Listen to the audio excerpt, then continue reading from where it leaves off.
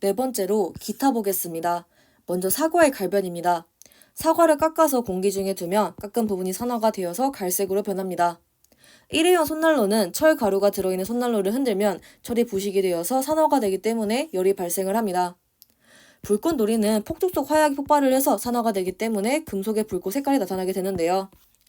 금속의 불꽃 색깔은 금속마다 굉장히 다양합니다. 누구는 빨강색, 누구는 파랑색, 누구는 주황색 이렇게 다양한데요. 그렇기 때문에 우리가 불꽃놀이를 하면 굉장히 예쁘고 다양한 색깔을 볼 수 있습니다. 반딧불이의 불빛을 보시면 반딧불이는 루시페린이라고 하는 물질의 산화 환원을 통해서 빛을 내고요. 수소연료 전지를 보면 연료인 수소가 공기 중에 산소와 반응을 해서 물이 생성이 되면서 전기에너지를 만듭니다. 화학 반응식은 수소랑 산소 반응해서 물이 생성이 되고요. 수소는 산화되고 그리고 산소는 환원이 된다는 걸 알 수가 있습니다. 표백제는 누렇게 변한 옷을 세탁을 할 때 표백제를 넣으면 옷이 하얗게 되고요. 철로 만든 건축물은 철의 부식에 의한 철의 산화는 산소 또는 수분의 영향이 크기 때문에 페인트칠, 기름칠, 도금 등을 통해서 공기 중에 산소랑 수분의 접촉을 방지를 해줍니다. 그리고 이제 그 도금 같은 경우는 우리가 앞에서 했었지만 금속 등의 표면에 금속을 입히는 것을 의미합니다. 그래서 내부 물질이 있는데 그 표면에 금속을 입히기 때문에 내부 물질을 숨길 수 있다라고 보시면 됩니다. 그리고 예술 볼 건데요. 유화작품은 많은 유화작품은 금속 원소가 포함된 안료로 그려지는데 오랜 시간 동안 공기 중에 노출이 된다. 그러면 공기 중에 산소와 반응을 해서 작품 표면이 검게 변합니다. 그을음 제거는 화재 발생으로 그을음 발생한 미술 작품은 산소와의 산화 환원 반응으로 그을음을 제거할 수 있고요. 애칭은 구리로 만든 판인 동판 또는 아연판 위에 산성 부식액을 발라서 부식시키는 판화 기법입니다. 고려 청자는 도자기를 굽는 가마 안에서 철 이온이 환원된다는 특징을 가지고 있습니다. 네, 그리고 기억할 부분인 산소와 반응한다는 의미를 가지는 표현들을 알아보겠습니다.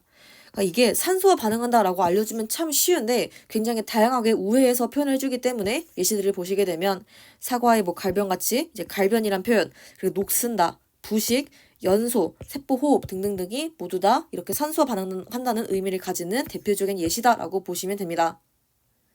그리고 수소 연료 전지가 나온 김에 물 전기 분해랑 비교를 해보겠습니다. 물 전기 분해는 말 그대로 물을 분해하는 겁니다. 화학 반응식은 물이 수소랑 산소로 분해가 되고요. 특징은 비자발적 반응입니다. 그래서 우리가 무언가 에너지를 가해야 발생을 하기 때문에 전기 에너지를 가해서 물을 분해한다라고 봐주시면 되고요. 수소 연료 전지는 화학 반응식이 수소랑 산소가 만나서 물이 탄생하는 겁니다. 이 반응은 자발적 반응이기 때문에 물이 생성되면서 전기 에너지를 오히려 생산을 한다라고 봐주시면 되는데요.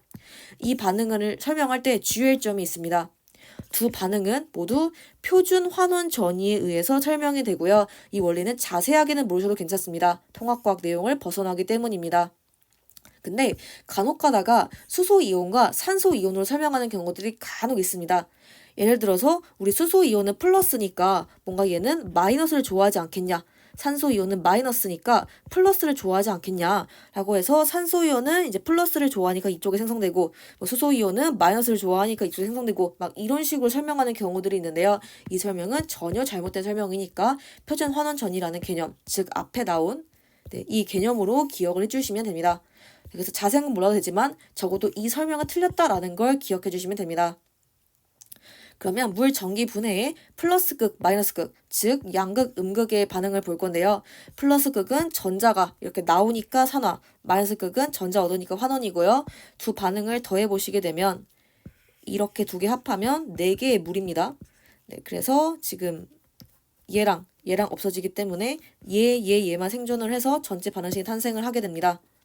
그리고 수소 연료 전지를 보시면 이 같은 경우는 플러스극, 즉 양극은 전자를 얻고요.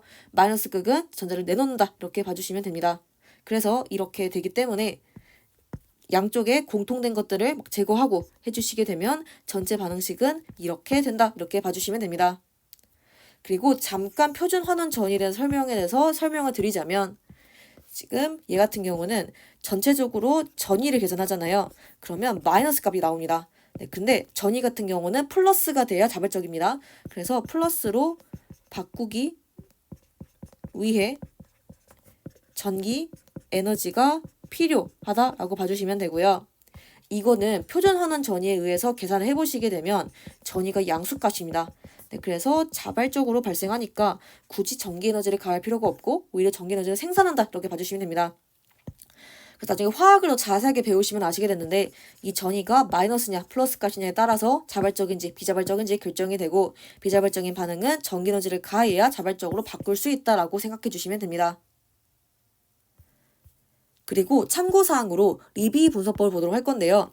이 내용을 추가한 이유는 이게 이 분석법이 이제 이 리비가 사람 이름인데요. 시료를 연소해서 시료에 존재하는 탄소와 수소의 질량을 알 수 있기 때문입니다.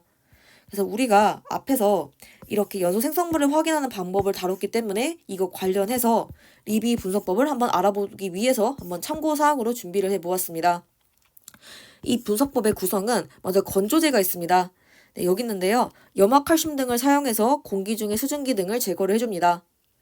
산화구리2, 즉 CO는 열을 가하면 구리랑 산소로 분해가 되기 때문에 산소를 공급해서 시료가 완전히 연소하는 것을 돕습니다. 그리고 반응에 참여하기 때문에 촉매가 아니다라는 것도 기억을 해주시면 됩니다.